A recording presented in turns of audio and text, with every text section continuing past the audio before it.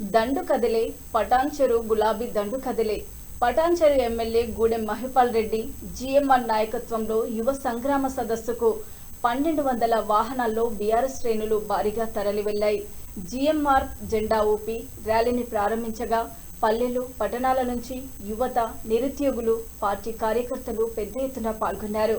ఈ సందర్భంగా ఎమ్మెల్యే గూడెం మహిపాల్ రెడ్డి మాట్లాడుతూ కాంగ్రెస్ ప్రభుత్వం ప్రకటించిన యూత్ డిక్లరేషన్ హామీలను అమలు చేయడంలో విఫలమైందని విమర్శించారు. నిరుద్యోగుల సమస్యలను విస్మరించిన కాంగ్రెస్ ప్రభుత్వానికి ప్రజలు తగిన గుణపాఠం చెబుతారని, 2028లో మళ్లీ బీఆర్ఎస్ ప్రభుత్వం ఏర్పడి గులాబీ జెండా ఎగరడం ఖాయమని ఆయన ధీమా వ్యక్తం చేశారు. దయచేసి మీరందరూ ఎవరి పల్లెల్లో వాళ్ళు ఎక్కాలి.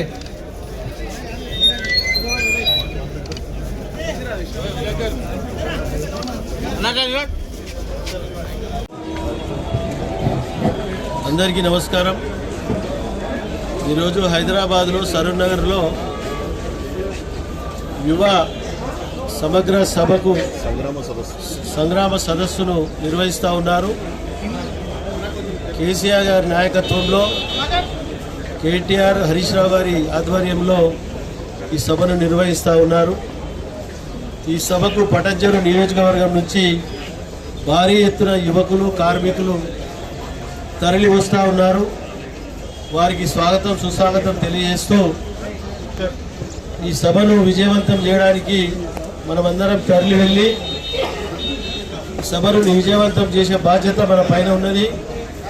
ఎందుకంటే కాంగ్రెస్ ప్రభుత్వము ఈరోజు కార్మికుల విషయంలో కానీ, విద్యార్థుల విషయంలో కానీ వారు ఎలక్షన్లో చేసిన వాగ్దానాలన్నీ ఎక్కడికెక్కడ పక్కకు పెట్టి వాళ్ళ సొంత స్వార్థాల కోసం రాజకీయాలు చేస్తూ ఉన్నారు. కాబట్టి ఈ సభ అనేది ప్రియాంక గాంధీ ఎలక్షన్ పీరియడ్లో వచ్చి ఎక్కడ ప్రామిస్ చేసిందో అక్కడనే మళ్ళీ తిరిగి యువ సమగ్ర సదస్సులు నిర్వహిస్తూ ఉన్నారు బీఆర్ఎస్ పార్టీ. తప్పకుండా ఈ దెబ్బతోని కాంగ్రెస్ పార్టీ నిద్రలేసి ఉద్యోగాలు కానీ, పిల్లలకు రీఎంబర్స్మెంట్ కానీ ఇవన్నీ విడుదల చేయాలని చెప్పి డిమాండ్ చేస్తూ ఉన్నాం. ఈ కార్యక్రమంలో యువకులు, కార్మికులు, నియోజకవర్గ స్థాయిలో పెద్ద ఎత్తున 1270 బండ్లు ఇక్కడి నుంచి తరలిస్తూ ఉన్నాం. ఇంచుమించు 5000 మందిని పటాన్చెరు నియోజకవర్గం నుంచి తరలిస్తూ ఉన్నాం.